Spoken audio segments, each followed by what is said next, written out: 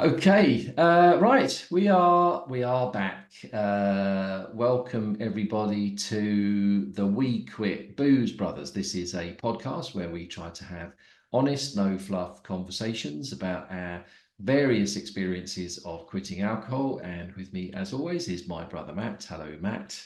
Good morning, Mark. Yep, we are back. We're sorry it's been 2 weeks since our last video. We've been busy with various other things, and we have day jobs, so sometimes we just can't fit it in. But we managed to squeeze in a video this morning. So yeah, it's a big topic for me, this one today. So hopefully it will be useful and super interesting for everyone listening and watching. And thank you always for tuning in. We do appreciate it, even when there's a gap in our video production. Yeah, it's a big juicy topic today. We're continuing with the Man Gets Sober series, and we've kind of got to the part in the book that discusses the big one, which is I don't know if you can see that, the rock bottom moment. And it's quite an interesting subject. Well, actually, I say it's quite an interesting subject. It's a fascinating, really interesting subject. And I've written about this in my book, which is not yet published, but is a good accompaniment to Matt's book, because my book, I think, is all about, okay, it's not specifically written for people that got sober, but of course that's a big part of my story. And the book is all about what you can do with your life once you do get sober, and how you can make the most of it, and sort of take advantage of the time that you get back, the energy, all the things that we've talked about. But in my book, I talk about rock bottom moments, and I don't think I had one that was quite as defined as the one we're about to hear all about. But I think I had lots and lots of mini rock bottom moments. You talk in this about the public humiliation, the embarrassment, the shame, all of those emotions. I think anybody who has any challenges with regulating their drinking will have experienced those. But this is a really interesting chapter. And I think to do it justice, we decided that I would just read. So it is going to be a little bit story time with Mark. So sit comfortably. But I'll try to pause. We obviously don't want this to be too long-winded. It won't be, because the subject matter is really fascinating. But I highlighted, before we get started, I highlighted something that you'd written right at the beginning, which I just thought was such an interesting point and worth highlighting sort of separately and in isolation. You talked about, quitting and what it is, and what drives you to finally stop and where you get to. And you said it won't be something that makes you realize you need to change. It will be something that makes you want to change. I thought that was, for all the things you've been through before, we'd all been through, I guess this was something that made it was you say it in here, but it was just the point you were like, okay, that's it, I'm done. I wanna change. Yeah, absolutely, 100%. I won't go into detail now. We'll go through the chapter, but yeah, it was the biggest wake up call I ever had, and everything became very clear. Okay, right. So let's get started. So it all started fairly innocuously. You had an evening out with a friend. You went to watch a game of football, and it was a good night was had by all, you said. Excuse me. Yep. Obviously had loads to drink. I think you said you had 5 or 6 pints of pretty strong lager, which will get anybody going. And on top of that, you met a bunch of people in the bar, and you had a load of shots and a load of drinks. A great night was had by all, but it was a Thursday night, and you'd been, like you said in the book, like a lot of drinkers, you'd had the forethought to clear your calendar for the day after, because you knew that you would likely be pretty useless the day after. So you'd had this night planned. You got in at about 2:30 and crashed out, woke up the next morning and went back to work. So let me just pick this up then from there. You say also So you say, I woke up in the morning still pissed, alcohol still running through me. You know, when you get up and pretend you feel fine, but in actual fact, you're still hammered. As a side note, one thing that scares me now that I'm sober is how many times I got in the car in the morning after a heavy night and drove. We will not even touch the car keys during a night out, but hey, after 6 pints, copious shots, and 4 hours sleep, you're fine, right? It's pretty shocking. Anyway, I got to work and I knew I had to get through the day. On the plus side, I'd organised a works drinks event for that evening, an invite sent out in the week to all my colleagues simply titled Royal Baby. Megan had just given birth, and seeing as I'm British, well, surely that was a reason to celebrate. Just for context, Matt works in Paris, so if anybody's wondering why, that was an excuse to go out and celebrate that. Hopefully that makes sense. I set things up for 6 p.m, start at the bar over the road from work, but I was feeling like shit, and I started wondering how I would get through the day. The answer was simple: lunch with more booze. Lunch would allow me to drink, take the hangover away, get back on it, and see me through until the evening. I always had a hit list of colleagues who I knew would be willing participants in a lunch out, so I quickly set about contacting them. They took the bait and we arranged to meet at midday. I was fucking delighted. As always, I was there at 12 on the dot. My colleagues were running late. Perfect. I could have a pint on my own whilst waiting. I ordered a strong Belgian beer and made sure I'd finished it before they arrived, something which proved to be very easy. They turned up and I ordered another beer and then another, and it was only 3 pints, but I could feel the effects literally topping me up from the night before. We finished our meal and then things started to go really wrong. The restaurant owner, who knows us well, offered us a digestif, candy to a kid for me. I was in. Boom, a massive double brandy to finish the meal off.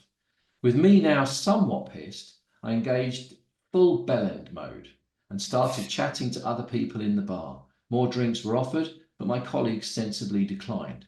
I did not. I drank another double brandy, then saw some sense, albeit short-lived, and left the bar. Fucking hell, I can say I can feel the tension already in this. It makes me because we've all been there in what we've all been in this situation. So anyway, let me continue. Back in the office, I was drunk, but fun drunk. It was Friday afternoon. We had drinks planned at 6, so I thought I'd head out and buy some sweets and snacks as a nice gesture for my colleagues. I've highlighted this because to me, this is the bit that really, I think this is the tipping point, and I think this is Yeah. probably the bit that did it. I did indeed buy treats for my colleagues, but for some fucking stupid reason, I also bought a quarter bottle of vodka for myself. I think I thought I'd just stay on the buzz for the afternoon and that would be a good idea. I will stop there because that bizarre logic that we've all applied when the day after on a session, that staying drunk is a good idea, and that Yeah. the sort of prospect of the sober, the hangover, that's coming. The fear, I think in many ways, the fear of what you know is on the other side of that door is what drives you to keep going. I mean, because anybody reading this will be, what the fuck were you doing? You're at work. But anyway, shall I carry on and we can Carry on. okay. And I I just want thought to say so. one thing before you do is to anybody listening, to anyone watching, this is 100% true. I didn't cut any corners here. This is what happened. So I also didn't add effect. I didn't, it's just straight out. This is what happened. Okay.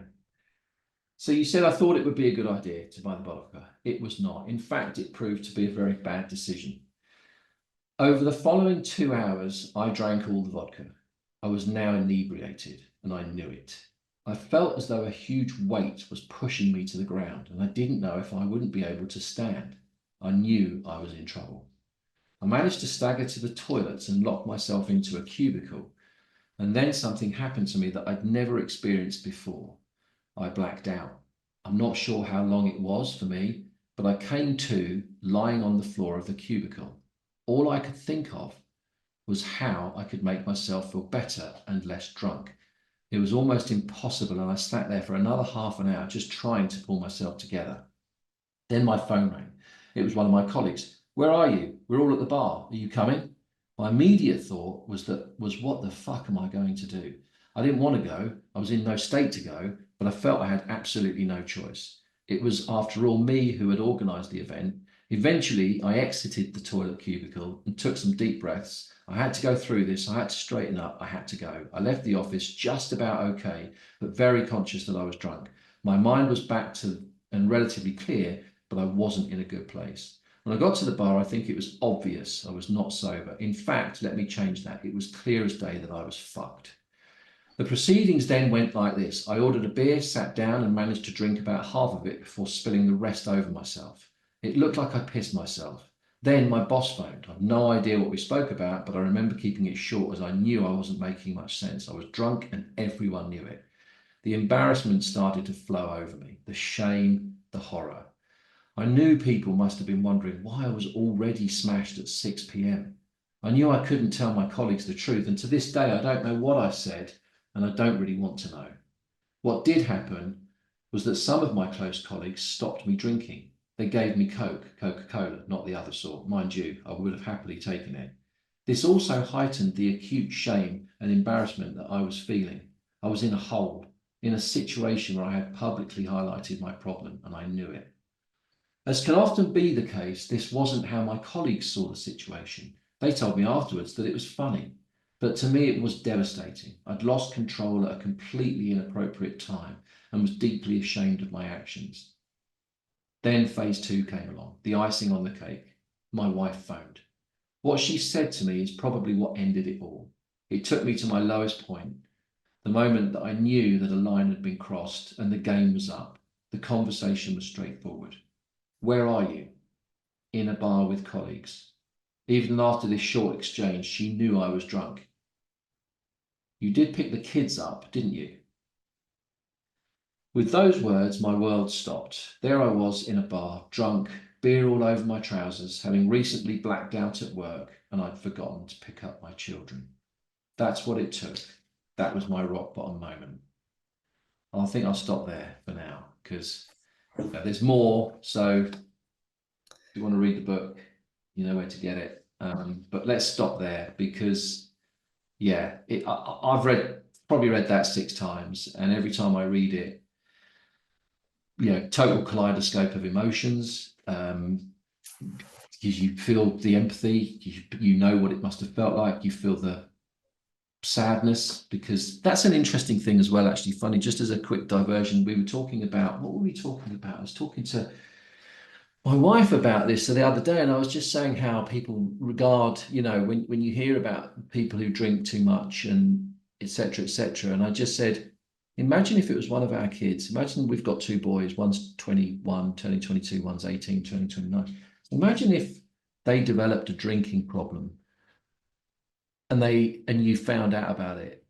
I defy any, is that the word? To any parent to not immediately just feel sadness, to feel concern, care. And that's the emotion that we should apply to this.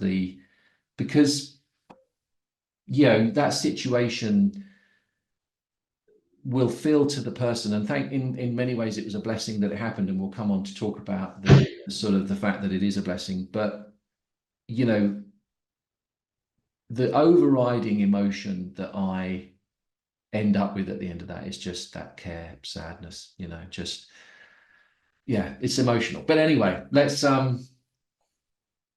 if you even, I mean, where do you even start? What can you say about I that? don't know. I mean, hearing you read it back, I was going through every part of it in my mind, and the mad thing is that bar is about 10 minutes walk from where I live, and every time I walk past there, I look and think, God, that was where it all happened. That's where it all stopped. That bar will always hold in a strange way a special thing, and what I think about that is, I think it's a shame, because that was incredibly hard for me to be honest about, and I've actually subsequently done a talk at work where I also repeated that story, and it was very hard. And what's such a shame about that is that, what you came back with was you felt empathy and sadness, and that, it's a real struggle. Um, I could have laughed off that situation. I could have got round it. I could have found excuses. I could have found a way to allow me to keep drinking. In fact, one of the people who was at that bar about 2 months ago, for some reason, that night came up, or he asked after my kids or something, and he went, "Oh yeah, have you forgotten to pick them up again?" Like, it was for him, it was funny, Mm, and for me, it was absolutely just devastating. I think it just that embarrassment for me was what did it. mm, It was just I, what do these people think of me? What do these people think of me? mm, What have I done? mm, What, mm, why I could not, in my mind, that's all I was thinking was, how do I explain to someone who is normal, like a lot of the people who were there, who doesn't have a drinking problem, that I turned up at 6 p.m. wired, mm, drunk, smelling of booze. I'd left an office. And another interesting thing which I didn't put in the book, because actually I found out quite late afterwards, was that one of my colleagues saw me in the office, and he said to me, "You were fucked. Like, you were not making sense." And he said, "I regret not getting mm, you out of the office and getting you home." And mm, I actually said to him, "Don't regret that, because mm, if you'd done that, maybe mm. I would have kept on drinking. I know, I know. So thank you for not doing it." It is really interesting because there's a lot of people that would listen to that story, and you put this in your book as well, and just say, "Well, yeah, okay, so what? You got drunk at work? Wasn't that Big, bad. Yeah. big work." It wasn't. There's a female TV presenter in the States, and I can't remember her name. I'll see if I can put it in the show notes. She'd done a Google. She ended up, I think, lying in a street. She was a prime time newsreader, very attractive lady, erudite, but had a drinking problem. So that what I'm trying to say is that in some contexts you could say, well, that wasn't that bad. You got drunk during the day, big whoop. But I know exactly the reasons for it. I can see it clearly, and I think probably most people will. And there's a few reasons for it. I think first of all, what you experienced in that day was just a helplessness, which I think I've felt myself a a sudden I've the thing where you say that I felt like I was being pushed to the ground, that sort of I've completely lost control. I'm Yeah, helpless. you're stuck. I'm way past the point of being able to get away with this. And that's terrifying Yeah, in a vulnerable situation like in the office or something like that.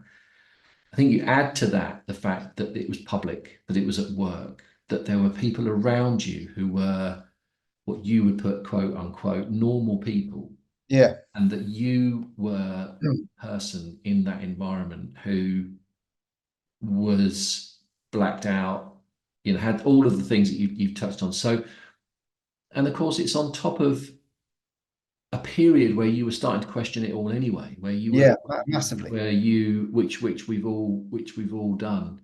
And I know stories about people quite close to me who still drink and have got stories which are aligned to that they're in the same ballpark, did stupid things. Who of us hasn't done something fucking stupid when we were drunk?